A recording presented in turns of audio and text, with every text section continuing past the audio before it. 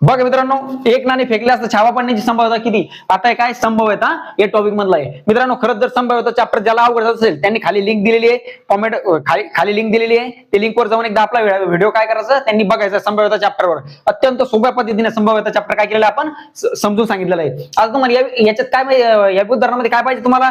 तर बेसिक माहिती पाहिजे. एक नाणे फेकले असता छापा आणि काटा किती वेळा पडेल. मग मी तुम्हाला बेसिक पहिलं आपण काय करू, पहिलं बेसिक घेऊ. एक नाणे फेकले असतात छापा किती वेळा? छापा आणि एकदा काय करू, काटा, हेड आणि टेल. म्हणजे काय NOPS म्हणजे एकूण काय आहे, एकूण तुमची घटना घडलेली आहे. म्हणजे एकूण काय 2 आहे.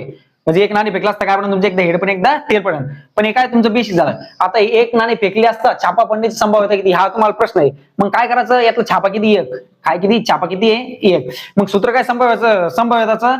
N upon E S. म्हणजे N upon E काय आहे, तर घटना घडण्याची शक्यता, आणि N upon S काय? घडलेली घटना. मग ही काय आहे? घडलेली घटना आहे. आणि तुमची काय? घडण्याची शक्यता. शक्यता काय आहे? तुमची एक छापा पडण्याची शक्यता. मग का N of E किती दिलेलं आहे आपल्याला? तर 1 दिलेलं आहे. एक काय आहे? एकला छापा आहे. मग 1 वर घ्यायचं. N of S किती आहे? 2 आहे. कारण का? घटना घडलेली आहे पहिलीच, म्हणजे 2 घ्यायचं. मग उत्तर काय आलं तुमचं? 1/2. मित्रांनो, एकदा तुम्ही संभाव्यताचा आपला एकदा व्हिडिओ बघा, तुम्हाला संभाव्यता चॅप्टर मधले सगळे डाऊट तुम्हाला काय होतील? क्लिअर होऊन जातील. धन्यवाद.